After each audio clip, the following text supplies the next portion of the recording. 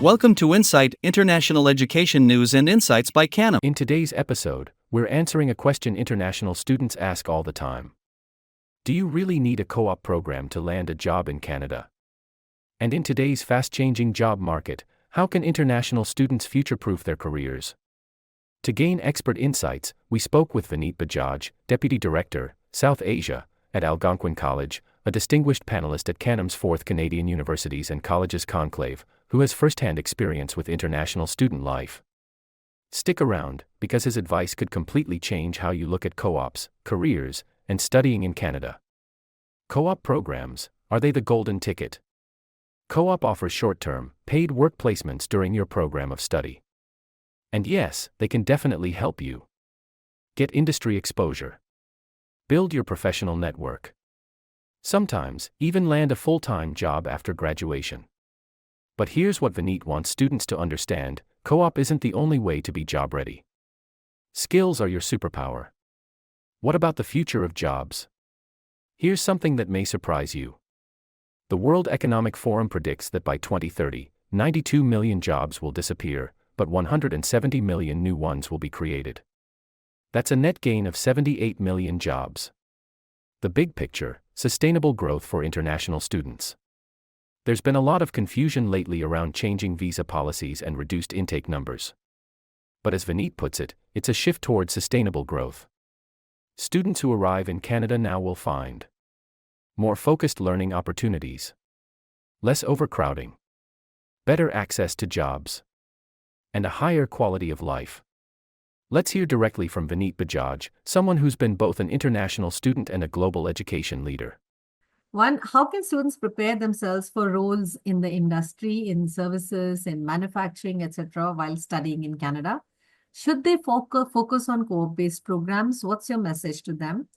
And of course, you can give in your personal experiences also. And two, the World Economic Forum projects that by 2030, 92 million jobs will be lost due to new technologies. But 170 million new jobs will be created, with a net gain of 78 million jobs. So how do public colleges keep their programs relevant and trending in such a fast evolving job market as now?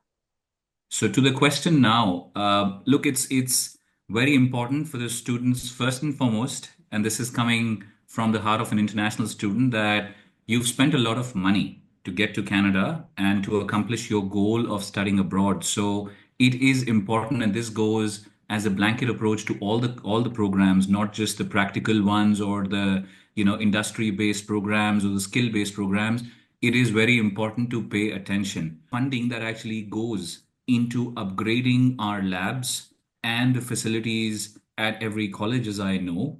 And it is very, very important for the students to pay attention when they are being given a particular skill in the very similar environment that they're actually going to be working in once they graduate and once they look for work.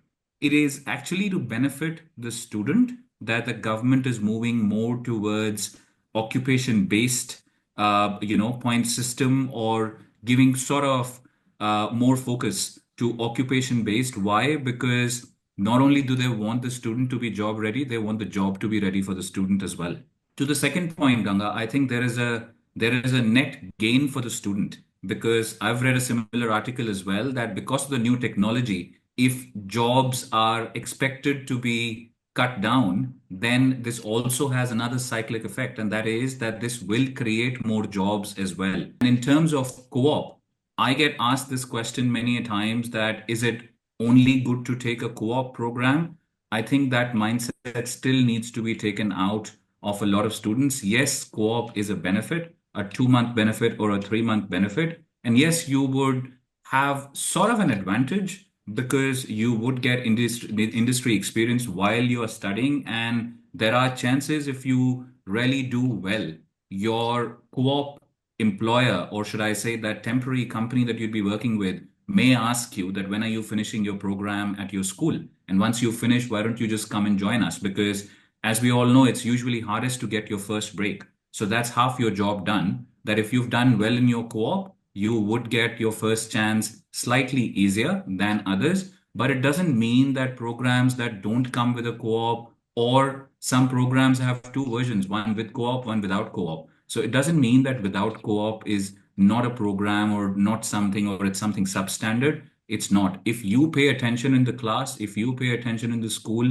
I think you would be same job ready as a co-op student would be. That's how I look at it, Ganga.